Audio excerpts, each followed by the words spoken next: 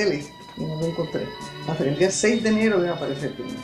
Entonces resulta que voy a la casa a dejar a los niños porque alguien me había dicho que Che lo tenía preso. Yo fui a hablar con Che.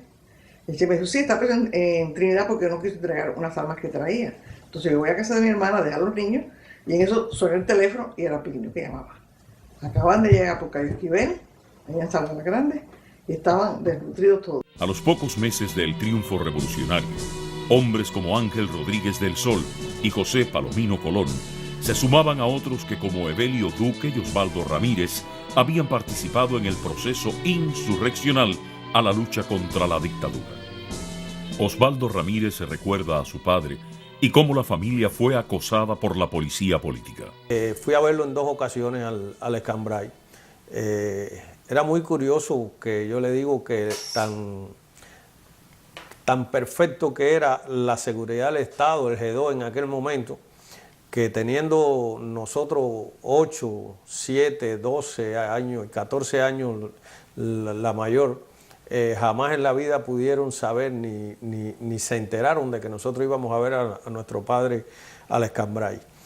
Nosotros salíamos muy normal para la escuela y a 2 o 3 cuadras de ahí nos desviábamos, nos montaban en un carro que eso sí me acuerdo bien, que eran de unos hombres que murieron después en un combate ahí en la carretera central de Santi Espíritu, llamado de apellido Arcias. Y entonces ellos nos llevaban en un carro hasta un lugar determinado en la carretera de Trinidad, ahí nos dejaban, nos volvía a recoger otro carro que nos adentraba un poco más a lo que era la parte de las montañas y eso.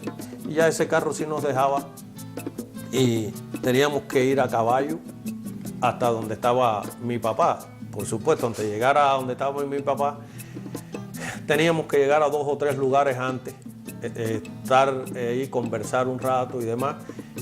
Y después entonces era que mi papá venía donde estábamos nosotros. Todo esto era precaución de que el G2 nos estuviera siguiendo y era para prevenir de que lo descubrieran en los pasos que andábamos nosotros.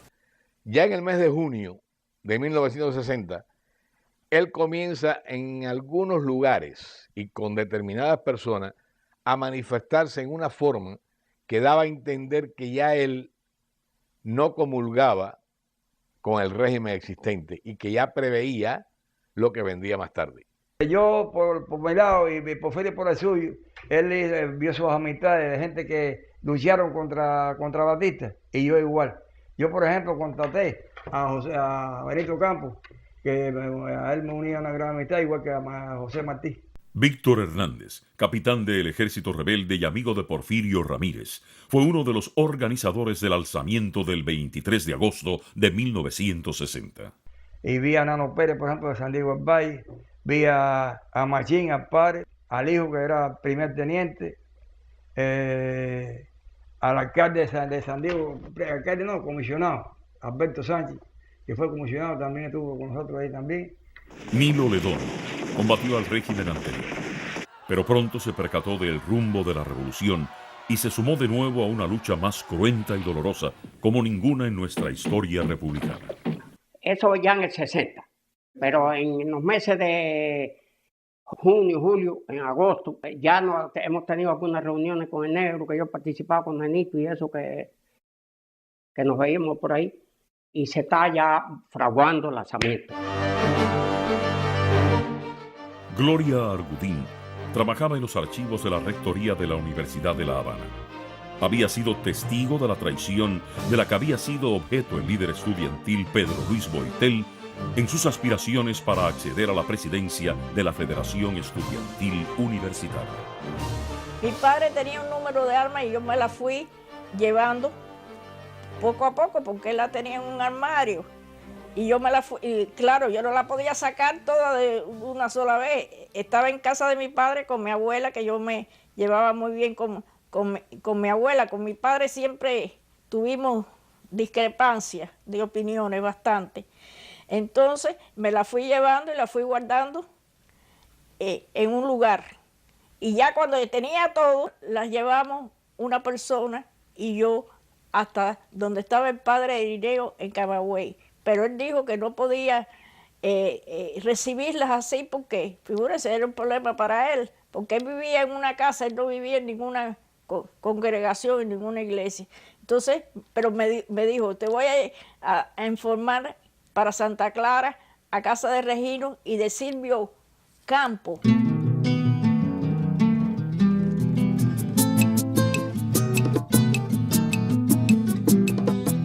Y así poco a poco, con mucha calma, pero con cierta cautela y haciendo algunas preguntas aquí y allá, me fui enterando de una historia del escambray muy diferente a la que el régimen vende en las clases de historia, muy diferente a la que se dice en los periódicos, en la televisión, en la que hablan de un escambray donde hubo bandidos, donde los milicianos fueron las personas que pusieron el orden. Bueno, Plinio, por motivos de trabajo, nos mudamos para el pueblo de Santo Domingo, el trabajo en la cervecería. Entonces ella hizo contacto con la gente de los auténticos, bueno, de La Habana, hizo contacto con las personas de la broma. Y fuimos haciendo los caminos, los primeros caminos que se hicieron para la broma, ir subiendo las cosas. Los campesinos todos cooperaron, estaban en contra de Fidel Castro, porque decía que ellos no iban a trabajar para vagos, porque pedían las cosechas para repartir en cooperativas. Porfirio Ramírez organizó con la colaboración de varias personas, entre ellas la del ex senador de la República por el Partido Auténtico Aniceto Cabezas y policías del gobierno provincial, la ocupación de las armas que guardaban en la dependencia gubernamental de la que era jefe de contabilidad.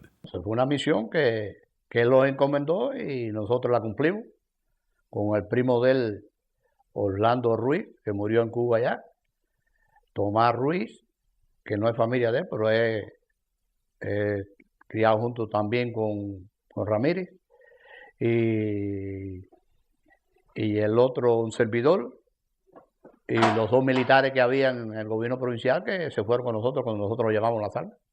La acción la realizaron en momentos en que tenía lugar un acto político en el que participaron funcionarios y militares del rango de Ernesto Guevara, Félix Torres y el capitán Núñez Jiménez.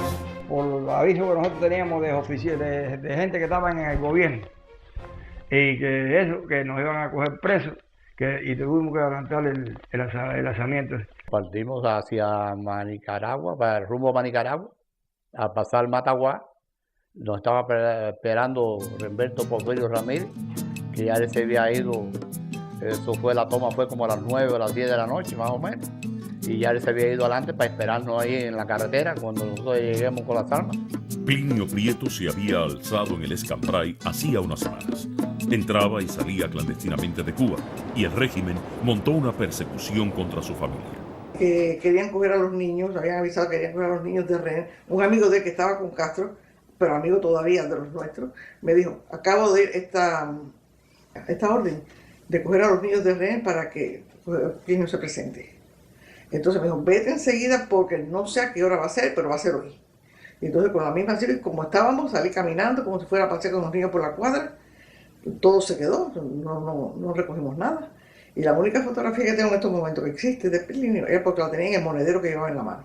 El gobierno tenía ya la certeza de que él en algún momento iba a producir un hecho que podía ser o bien un alzamiento o cualquier tipo de hecho ya en contra del proceso revolucionario. En agosto se produce el alzamiento de Ramírez. Mientras, Carlos Marcelo, Rodolfo el Niño Ramírez, Ángel Alfonso Alemán, Rangel y varias personas más se llevaban las armas del gobierno provincial, Víctor Hernández marchaba hacia la finca Zapatero con una veintena de hombres. Yo ese día me fui con un grupo eran como 18 o 15 o 18 hombres, y esperamos a Ramírez en la loma Zapatero ese ahí, que llegó por la noche ya con el resto de la gente que nos íbamos a hacer. En total fuimos 23 hombres. La dictadura no perdió tiempo y reaccionó rápidamente. Un día nos llaman a la FEU, a los miembros del ejecutivo de la FEU, a la oficina del rector de la universidad. Y era el comandante Papito Cerquera, para darnos la noticia. Él nos dice, Me duele mucho darle esta noticia porque le tengo que hablar de alguien que es un gran cubano, muy